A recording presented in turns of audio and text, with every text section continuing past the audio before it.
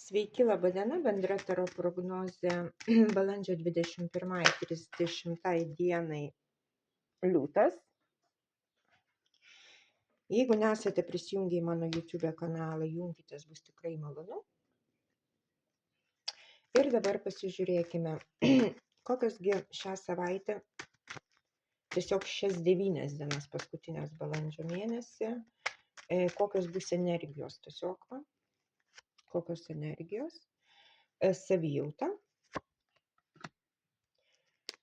finansai, asmeninis gyvenimas, jausmai, šeima,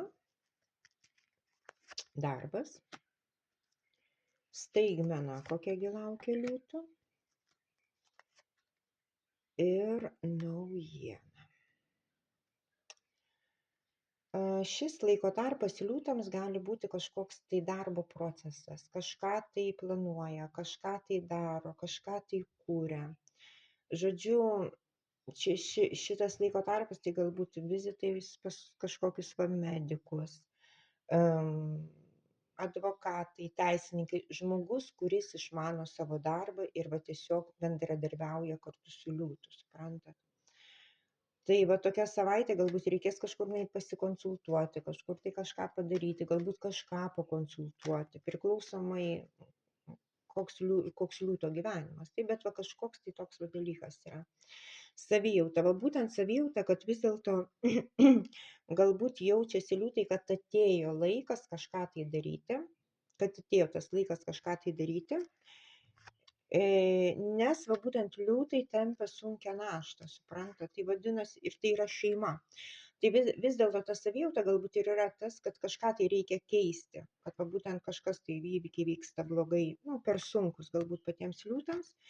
Ir va būtent tie va visi savaitės tos energijos, tai yra, kad kažkas tai trečias padeda susitvarkyti su tom problemom, kad va, ta prasme, su tuo krūviu. Aišku, čia yra ta savijauta, nes taip jaučiasi, kad va, reikia kažką daryti, nes liūtam yra per sunku kažkas tai būtent šeimoje. Finansai, be abejo, finansuose liūtas, kad turi, niekam neatiduos ir, žodžiu, nekeis jokių nuomonių. Jeigu kažkas tai turi būti kažkokie nauji pirkiniai, kažkas tai naujo, kažkas tai pasikeitimai ar dar kažkas tai, liūtas nekeičia savo nuomonės, liūtas su niekom nesutinka, žodžiu, jokių kompromisų nėra. Kas mano, kokia mano nuomonė, kas mano, niekam neatiduosiu ir nieko nekeisiu. Nes tai galbūt tai yra mano auklėjimas, tai yra mano šeiminės tradicijos, tai mano yra šeiminis palikimas, tai yra mano kažkas, tai niekam neatiduosiu ir nelyskit prie manęs. Asmeninis gyvenimas, jausmai, šeima, va būtent liūtai, tai vis dėlto tai yra kardų karalienė, tai žmogus, kuris mąsto. Suprantat, žmogus, kuris mąsto, viską gerai planuoja, viską galvoti, va būtent galbūt ir yra tie įvykiai kažkokie tos energijos, kad eina, konsultuojasi kažkokiose sritise, va būtent viskas yra planuojama, viskas, ta prasme, ir jeigu kas nors trukdys, tai galima sakyti ir pašalinsiu iš savo kelio. Bet nes dėl ko šitos energijos ir tas planavimas, galvojimas, kažkas daroma, kažkas keisti, kad va reikia. Va būtent dėl to, kad liūtas geresnio tikėjosi rezultato. Šeimoje, finansuose, darbe nežinau, bet va būtent to rezultato nėra ir jam yra sunku. Galbūt jisai pats per daug įsikrovė ant savo pečių naštos, suprantat.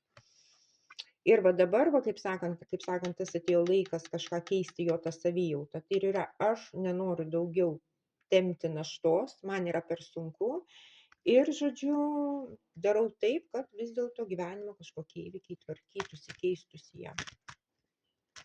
Darbas, vis dėlto liūto darbe turėtų ateiti pagaliau kažkoks tai stabilumas, galbūt buvo kažkokie įvykiai, tikrai nelengvi, galbūt buvo sunkumai darbe, darbinėje srityje, bet va dabar jau atrodo, kad viskas po truputėlį, kažkaip jaučiuosi saugiau, stabiliau, ramiau. Jo, tai vis dėlto ateina tas stabilumas, kaip sakant. kažkokios situacijos ir tai vis dėlto yra praeitis, tai yra su praeitim susiję, tai kažkokie įvykiai vis dėlto darbinėje srityje buvo. Be abejo, darbinėje srityje, tai galbūt žmogus turi ir savo verslą, kažkokie tai sunkumai buvo ir be abejo, galbūt netgi reikėjo kažko tai ir atsisakyti, kažkokius pakeitimus daryti. Ir galbūt tiesiog liūtam ir skaudu buvo taip kažką tai keisti, nes galbūt, žinot, kaip sakant, kartais mūsų darbas vos ne kaip mūsų kūdikis, nes mes jį pradedam tiesiog nuo pirmų dienų ir auginam savo verslą, tiesiog auginame save taip. Ir kartais reikia tiesiog kažką tai pabaigti, dėl kažko tai pakeitimus daryti ir tai be abejo yra truputėlį skaudu. Bet dabar lyg tai viskas kaip ir stabilizuojasi. Staigmena ir naujiena. Va būtent tokia yra staigmena, kad kas yra.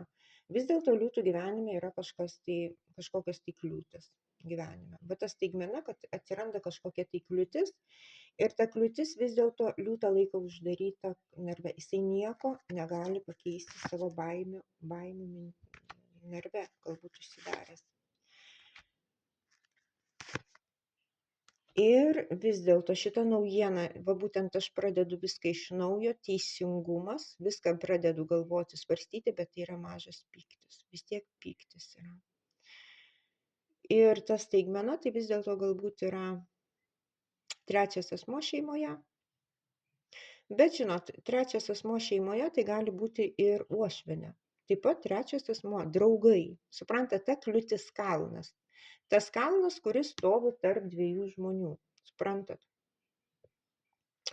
Tai va būtent šitos tokia staigmena, kad vis dėlto kažkokios kliūtis galbūt atsiranda. Ir, žodžiu, dėl to reikia vis dėlto liūtui priimti kažkokius tai sprendimus. Galbūt tai netgi bus ir teisiniai, tikrai kažkoks teismas, kažkas tai va būtent liūtas teismo būdu bandys va būtent spręsti, supranta, kad atėjo laikas veikti ir tai va gali padėti žmogus, advokatas, teisėjas, tiesiog, žodžiu, kažką tai keisti.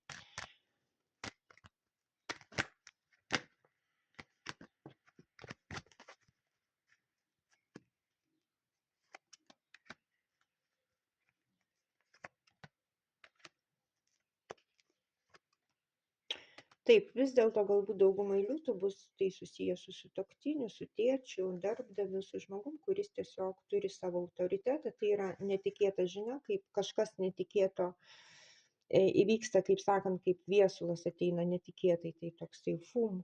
Ir va būtent tas yra koksai tas dalykas, kad aš daug tikėjausi, bet rezultato tokio nėra.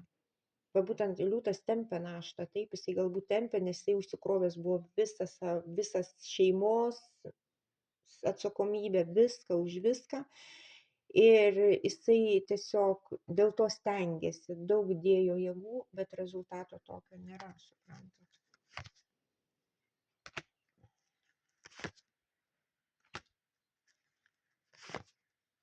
Ir vis dėlto liūtai, kaip supranta, kad to rezultato nėra, galbūt tai nėra, tiesiog negauna atgalinio tų energetinių mainų, jisai negauna tai, ką duoda. Tai vis dėlto yra naujas mintis, planai, va būtent vėl mintis ir va būtent svarstymas, ką man daryti, ar palieku viską taip, kaip yra, vadinasi, priimu šitą situaciją tokia, kokia jinai yra ir gyvenu savo taip, kaip gyvenau, ar vis dėlto kažką tai turiu keisti, nes vis dėlto liūtai nori išeiti iš tos situacijos, jų jau nebetenkina. Suprantat, šitą situaciją, jiem jau yra blogai.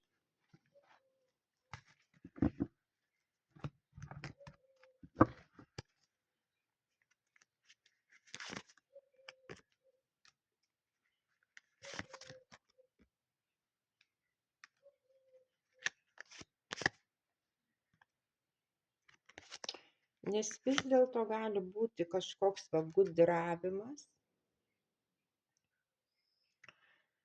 Be abejo, tai yra karys ir tai yra kniaz, tai vis dėlto imperatorius, tai vis dėlto kaip bebūtų, kažkokios tokios situacijos ganėtinai ganėtinai tokios kovingos, va būtent energingos, ta energija tokia kovos, ta energija taip. Tai vis dėlto yra kažkoks tai gudravimas, tai yra lapė, tai yra gudravimas, melavimas galbūt iš šitos pusės, nes ir man taip krito vis dėlto imperatorius. Ir vis dėlto dėl ko tas vyksta dalykas, tai žmogus vis dėlto paklūsta. Žmogus yra paklūsta jisai kažkam, bet reikia, va būtent tas rezultatas, kur vaisiaus neduoda, va būtent ką liūtai bandė kurti, bandė daryti, tai nėra to rezultato. Suprantat, va šitą reikia pabaigti, tai yra mirtis, va šitas va dalykas turi baigtis. Bet vėl yra kas paklusnumas. Va būtent tas paklusnumas kiekvienai gyvenimo situacijai. Reikia išsilaisvinti savo energijas ir tiesiog neleisti, kad kažkas tai jum vogtų jūsų sėkmės. Nes va būtent žiurkės, tai vis dėlto jūsų tas paklusnumas. Žinot, aš būsiu geras, visi su manim bus geri. Nu, jeigu ne visi bus geri, tai va aš bent į rojų. Ta prasme, bilietą nusipirkau. Kančia tai yra normalus dalykas. Suprantat, va tas va toksai va dalykas, va kaip sakant, tai tikrai nieko gero neduoda, tai tik tai, galima sakyti, vagia jūsų energiją, vagia jūsų laimę. Klausykite savo intuicijos. Turite atrasti jėgos, veikti, eiti, daryti, nes jeigu ne, tikrai vagia jūsų laimę, vagia jūsų sėkmę, vagia jūsų gyvenimą, suprantat. Bet reikia išsilaisvinti va, būtent iš šitų va, mūsų tokių gyvenimo programų, kur mes gyvename jau šimtais metų, kad reikia atleisti, reikia būti geriem. Žinot, kaip galima, žmogus tipo geras, bet viduje jisai pyksta, nekenčia. Tai iš tokios emocijos, tai yra emocija, kuri sugrįžta, suprantat. Žodžiu, reikia, va būtent su tuo paklusnumu tokiu, kaip sakant, reikia su šituo susitvarkyti ir reikia rasti jėgos. Tai va, tokia liūtų savaitė. Ir pasimatysime greitai. Iki.